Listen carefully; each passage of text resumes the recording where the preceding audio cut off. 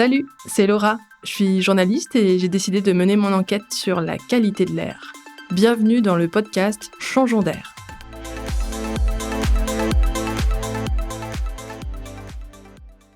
Alors laissez-moi vous raconter un truc. Il n'y a pas longtemps, je suis restée un peu comme une débile dans ma cuisine, les narines en mode alerte, à me demander d'où venait cette odeur bizarre. Une odeur un peu âcre, vous savez, comme si quelqu'un faisait griller des trucs dans le coin, mais en version pas agréable du tout. Au début, je pensais que ça venait de chez moi, genre un aliment oublié qui pourrissait dans un coin. Pas de jugement, s'il vous plaît. Mais non, après avoir fait un tour du propriétaire, rien de suspect dans mon appartement. Je me suis alors dit, ça vient peut-être de l'extérieur. Mais là, je vous avoue, j'étais un peu perdue. Pas de fuite, pas de voisin qui avait décidé de se faire un barbecue improvisé. Qu'est-ce que ça pouvait être ? C'est là que je me suis vue toute seule, dans mon salon, en mode Julia Roberts dans le film Erin Brockovich. Version Hauts-de-France, bien sûr.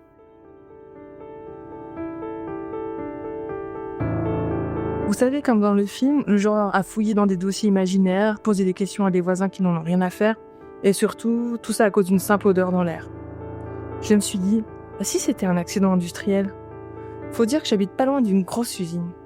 Sur le moment, je me sentais un peu comme une lanceuse d'alerte prête à découvrir un scandale environnemental à cause d'une simple odeur dans l'air. Mais du coup, que faire ? Bref, j'étais pas à l'aise du tout. Et je me suis dit qu'il était grand temps de poser toutes ces questions à un vrai spécialiste. C'est pourquoi aujourd'hui, je vais parler avec Sylvain Tillian, lieutenant-colonel au service départemental d'incendie et de secours de l'Aisne. Après avoir fait quelques recherches, j'ai d'ailleurs découvert qu'il travaillait aussi avec Admo Hauts-de-France pour surveiller la qualité de l'air. Le monde est petit, non ? D'ailleurs, si vous avez envie d'en savoir un peu plus sur Admo, je vous invite à écouter l'épisode qui est consacré.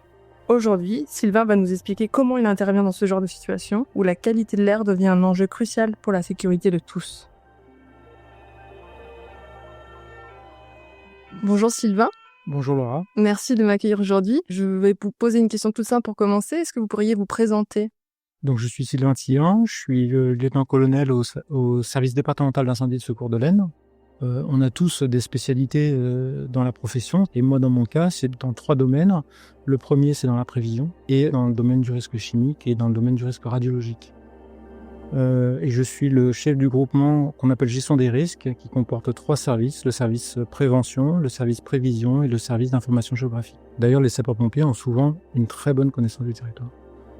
D'accord. Et justement, vous parlez de territoire, du coup, les SDIS sont regroupés comment sur la région ? Mais en fait, ils sont structurés comment sur la région ? Les SDIS, Service départemental d'incendie et de secours, ce sont des établissements publics qui ont comme territoire le département. Sur le département de l'Aisne, c'est 350 sapeurs-pompiers professionnels, c'est 100 personnels administratifs et techniques, c'est environ 1850 sapeurs-pompiers volontaires. Voilà, c'est pour 36 000 interventions à l'année, pour donner un ordre d'idée. Secours à la personne, c'est plus de 80% de nos interventions. Et les risques chimiques et radiologiques, oui, ce sont des interventions qu'on peut faire dans le département de l'Aisne et dans la zone. Et d'ailleurs, le partenariat qu'on a avec Admo Hauts-de-France fait partie de cette vision. Et c'est quoi ce partenariat avec Admo Hauts-de-France, du coup ? Donc c'est une convention cadre qui lie Admo Hauts-de-France, qui est une association agréée de surveillance de la qualité de l'air, et chaque service départemental d'incendie et de secours. Admo s'est aperçu que, en fait, sur une opération de secours, les services de secours vont limiter l'accès aux installations qui sont concernées par le sinistre, et ça peut être même des périmètres qui sont relativement larges. Donc en réalité, les prélèvements à proximité ne pourraient jamais être réalisés en fait par des tiers, si ce n'est par les services de secours. Parce que nous sommes présents rapidement et du coup on n'a rien à proximité. Donc l'idée c'est ça, c'est qu'en fait c'est que d'un côté il y a les services de secours qui sont en capacité d'apporter en fait leur présence et de déployer certains moyens, et de l'autre côté c'est de bénéficier de la connaissance d'Admo en matière de simulation en fait d'un panache de fumée. Donc caractériser, ce que je vous disais, c'est où est-ce que ça va retomber, vers où ça va aller. Et également de bénéficier de leur connaissance en termes de mesures, avec la mise à disposition de microcapteurs et de détecteurs de différents types de produits. Le but du jeu, c'est uniquement la protection des populations. Donc ça rentre pleinement dans les missions du SDIS. Et ça rentre pleinement dans les missions d'Admo. Donc en fait, c'est un partenariat gagnant-gagnant. D'accord. Pour être concret, finalement, s'il y a un accident, vous intervenez, vous êtes prioritaire bien sûr sur l'accident et même vous vous protégez. Et donc là, finalement, ce que vous me dites, c'est que vous travaillez avec Admo, avec le matériel potentiellement qu'ils ont. Donc, et vous avez été formé du coup à ces appareils de mesure aussi ? Oui, oui. En fait, on inclut en fait le personnel d'Atmo dans nos formations. C'est-à-dire que le personnel d'Atmo viennent former nos personnels à l'utilisation des outils qu'ils mettent à notre disposition. Donc il y a des microcapteurs, il y a des détecteurs de produits chimiques, il y a également des canistères. Les canistères en fait ce sont des enceintes qui permettent de faire des prélèvements d'air. Quand la discussion a été menée avec Atmo, l'objectif c'était vraiment, le tout premier c'était sur le partage de connaissances. Je trouve que la particularité, elle est là-dessus. Et j'imagine dans un accident, il y a le moment critique. Je ne sais pas ce qu'il y a différentes phases dans une crise et comment intervient Atmo par rapport à cette mesure finalement de panache ou de fumée. Alors sur un événement de manière générale, il y a plusieurs phases. Il y a la première phase où c'est l'événement qui va prendre de l'ampleur et nous on va être en infériorité. Et il va y avoir en fait une montée en puissance qui va se mettre en œuvre pour qu'on arrive à faire face à l'événement. Et après, donc on fait face à l'événement. Et après, il y a la préparation de la gestion post-accidentelle et la gestion post-accidentelle de l'événement. Ce qui va se passer dans les premiers instants. Le but du jeu, nous, c'est ce que je vous disais, c'est de protéger la population en priorité. Ensuite, on va essayer de traiter le sinistre. Et dans les premiers instants, ce qui est intéressant, c'est de faire tout de suite de la détection. Parce que si on fait de la détection une fois qu'il n'y a plus de fumée, on ne saura pas ce qui s'est passé. Donc le but du jeu, c'est tout de suite si on peut faire des prélèvements d'air au plus proche et de commencer à mettre en place un réseau de mesures pour savoir justement quelles sont les consignes qu'on va donner à la population. En mettant en place, en partenariat avec Atmo, un plan directeur de mesure. C'est quoi exactement un plan directeur de mesure du coup ? Un plan directeur de mesure, c'est de se dire, déjà de simuler où va le panache, où sont les retombées. Donc du coup, derrière, c'est où est-ce que je dois faire les mesures, quel type de mesures, avec quel appareil. C'est ça en fait un plan directeur de mesure. Et qu'on adapte notre réponse véritablement à la situation. Donc vous voyez, à la fois on traite l'événement initial, c'est pas forcément un incendie, ça peut être un incendie, on peut avoir une fuite majeure de produits chimiques également. Et de l'autre côté, c'est comment protéger au mieux les populations, jusqu'à la gestion, la préparation de la gestion post-accidentelle, parce que vous pouvez très bien avoir un produit qui s'est déversé dans un champ, avec des cultures ou avec des animaux, et du coup il va falloir gérer les sols, les activités qui ont lieu autour de la zone. Et ça, c'est la gestion post-accidentelle. Mais du coup, ça me fait penser, justement, quand vous allez sur un accident ou on vous appelle, vous savez pas forcément quels produits sont stockés ou dans l'usine dans laquelle vous allez.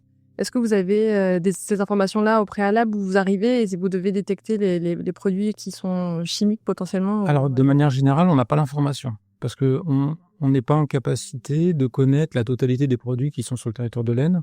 On ne connaît pas, je prends un exemple tout simple, un entrepôt. Le but du jeu d'un entrepôt, c'est de stocker le maximum de produits pour lesquels il est autorisé à stocker. Mais du coup, on n'a pas connaissance de la liste des produits. On peut avoir connaissance au moment où on intervient. À ce moment-là, on le demande. Quand on parle de qualité de l'air, je précise tout de suite que nous, on va parler de toxicité du coup. Nous, on intervient dans le domaine de l'urgence. Donc en fait, on parle de toxicité aiguë, c'est-à-dire avec des concentrations qui sont beaucoup plus importantes que des concentrations qu'on pourrait avoir de manière chronique, c'est-à-dire tous les jours en fait. Donc nous, quand on parle de qualité de l'air, on va là-dessus. Et la plupart du temps, en fait, on n'a pas besoin d'avoir une connaissance précise de la nature du produit. Par contre, ces grandes familles sont intéressantes. Est-ce que j'ai affaire à un acide, à une base? Est-ce que j'ai affaire à un produit inflammable ou pas? Parce que du coup, ça va nous donner à la fois des informations sur comment je peux protéger la population et comment je peux lutter contre le sinistre. Parce qu'on ne va pas utiliser les mêmes techniques.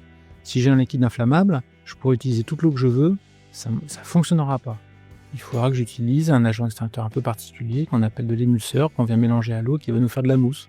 Par contre, derrière, pour la gestion post-accidentelle, il va peut-être être intéressant de connaître cette fois-ci le produit de façon fine pour être en capacité d'apporter vraiment la bonne réponse sur la protection à long terme de la population pour ce qu'on appelle en fait la toxicité chronique. On parlait de prélèvement d'air dans les premiers instants.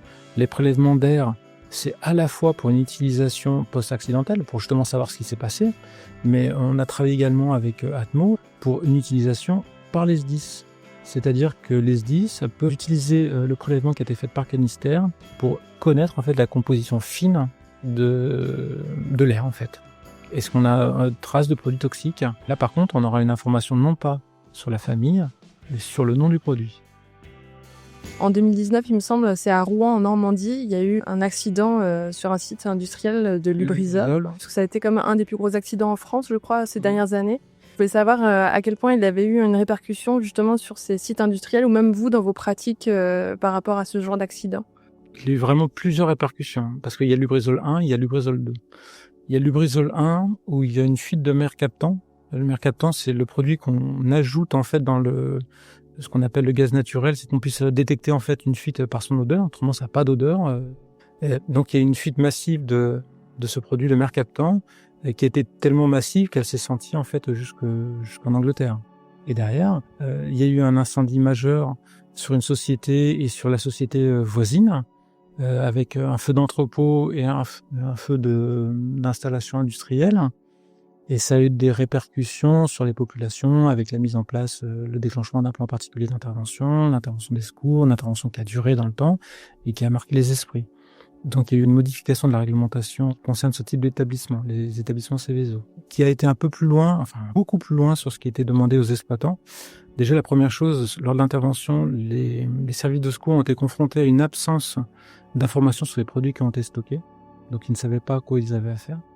Donc, du coup, obligation est donnée aux entrepôts, etc., d'avoir une liste des produits qui sont stockés. Et c'est posé la question des fumées d'incendie. Souvent, la question revient. Est-ce qu'une fumée d'incendie est dangereuse ? Forcément, il y a des matières toxiques dedans, mais elle peut être particulièrement dangereuse en fonction des produits qui font partie de la combustion. Donc l'idée, c'est de dire à l'exploitant, maintenant, il faut que vous soyez en capacité, de caractériser les produits qu'on retrouverait dans des fumées d'incendie, et deux, que vous soyez en capacité de faire des prélèvements au moment de l'incendie pour tout simplement savoir au niveau chronique s'il y aura des dangers pour la population, pour l'environnement, etc. Et du coup, pendant cet accident, on me dit là, il n'y a pas de frontière pour tout ce qui pollue. Du coup, c'est arrivé aussi sur la région Hauts-de-France. Est-ce que vous avez été sollicité à ce moment-là ? Alors, nous, on a été sollicités pour faire des prélèvements sur la partie nord du département de l'Aisne, pour vérifier qu'il n'y avait pas de dépôt ou de suie qui retombait. Par contre, je suis un peu plus loin sur les modifications qu'a apporté l'accident. C'est-à-dire qu'en termes de réflexion et de préparation opérationnelle, il y a eu des modifications en fait qui ont été apportées sur la façon d'aborder les choses. C'est-à-dire que il y a un incendie, il faut traiter l'incendie. Protéger les populations, ok, c'est notre premier objectif. Mais maintenant, c'est comment on s'organise sur le terrain pour allier les deux.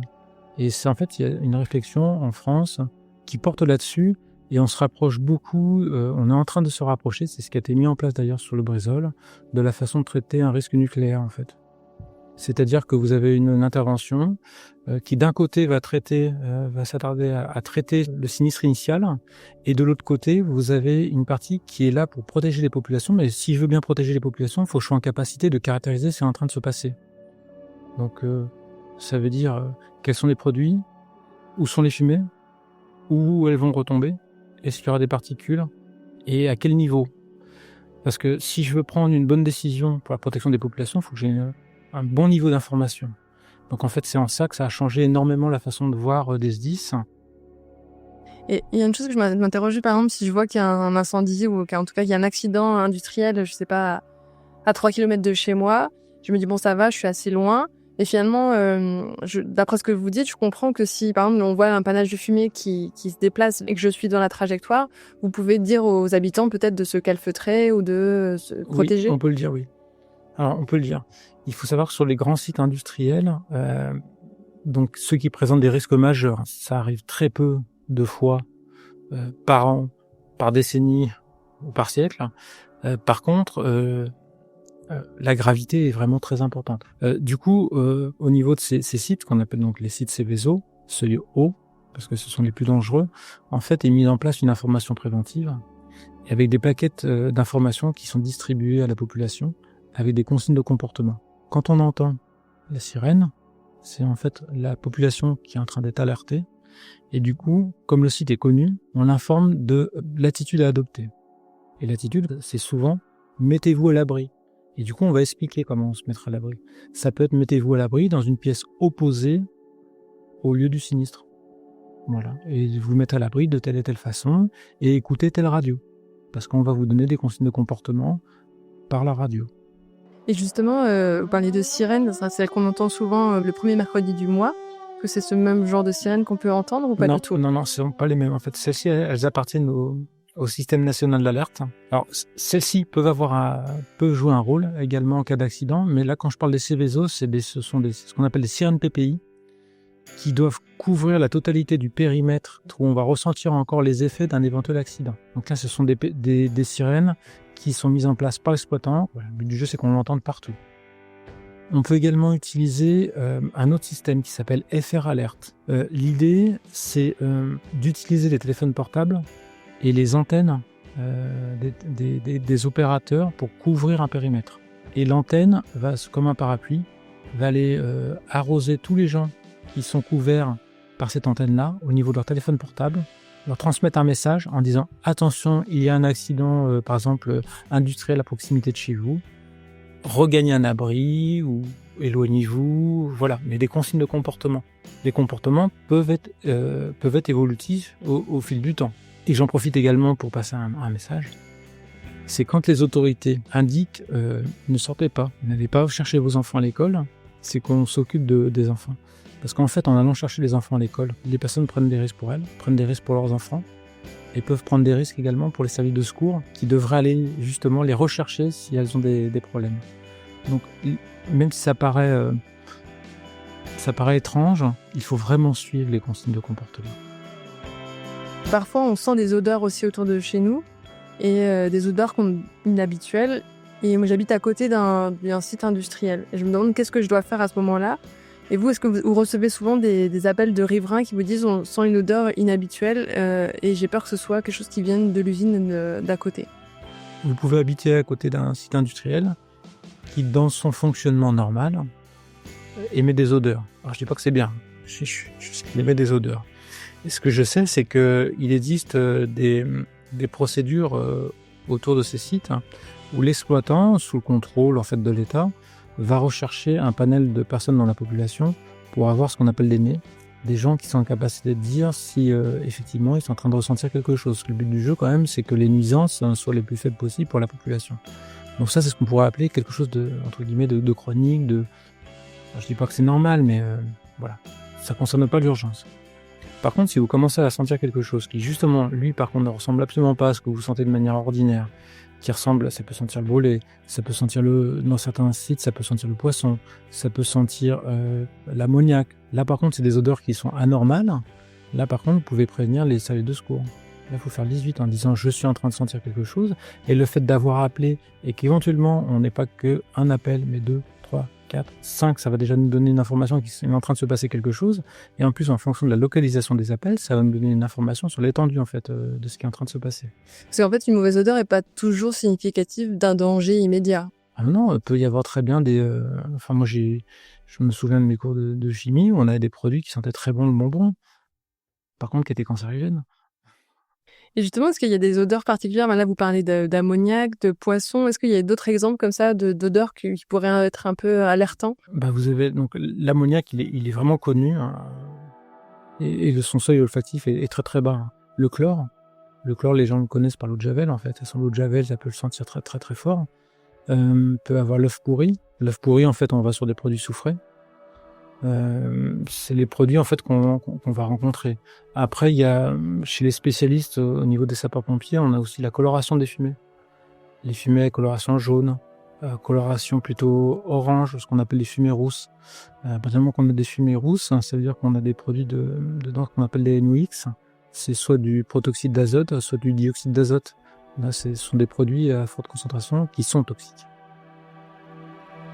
Et est-ce que vous auriez un message à passer à des personnes qui habitent justement à côté d'un site Seveso, comme on a parlé, ou un site en tout cas qui a des probabilités d'avoir des accidents, pour les rassurer du moins par rapport à ce qui est mis en place? Du coup, j'ai un message ici à faire passer, que ça soit à côté d'un site Seveso ou de tout type de risque, parce que là on a beaucoup parlé des risques technologiques, mais également les risques naturels qui présentent des risques majeurs en France, et peut-être même bien plus que les risques technologiques avec les inondations. Quand vous habitez quelque part, avant d'acquérir un logement, ou même si vous êtes déjà dans votre logement, prenez connaissance des risques qui sont autour de vous, les risques auxquels vous êtes confrontés. Vous avez des sites internet qui sont très bien faits sur ça, qui vous donnent toutes les informations sur le risque présent à votre adresse, et non pas à votre commune, je dis bien à votre adresse, et qui vont vous permettre d'adopter un comportement qui est vraiment adapté.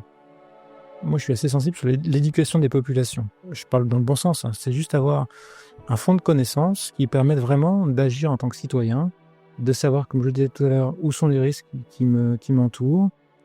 Ce qu'est en train de me dire en fait le préfet de ne pas bouger de chez moi, il y a une raison. Quand il me dit allez pas chercher vos enfants à l'école, on s'en occupe, il s'en occupe vraiment. C'est d'avoir une sorte de confiance en fait dans les services de secours et des actions qui sont en train d'être réalisées. Je vous remercie Sylvain. Je suis accolée maintenant sur les actions à mettre en place s'il y avait un accident près de chez moi, un accident industriel ou autre. Et merci d'être venu à ma rencontre. Un grand merci à Sylvain Tillion pour toutes ces infos fascinantes sur la gestion des incidents industriels et leur impact sur la qualité de l'air. Franchement, qui aurait cru que derrière les feux, les odeurs et les pollutions se cachait un tel travail de prévention et de protection. Ce qui m'a vraiment marqué, moi, c'est cette anecdote sur les odeurs. On a tous ce réflexe de se boucher le nez à la moindre puanteur. Et comme Sylvain me l'a expliqué, une mauvaise odeur n'est pas toujours synonyme de danger. Toutefois, ça reste un bon signal. Ça alerte les équipes et les habitants qu'il faut vérifier ce qui se passe. Dans le cas de mon odeur suspecte, j'ai contacté l'exploitant de l'usine d'à côté et ils m'ont confirmé que l'odeur était normale, sans danger, et que je la sentais plus exceptionnellement à cause du vent. Si vous aussi avez un doute sur une odeur désagréable et récurrente, n'hésitez pas à contacter votre mairie ou les autorités locales, voire encore l'exploitant de l'usine d'où l'odeur semble provenir. Ils pourront vous dire si c'est normal ou non. Et ce qui m'a encore le plus impressionné, c'est de pouvoir visiter lors de cette interview le centre de traitement des appels d'urgence.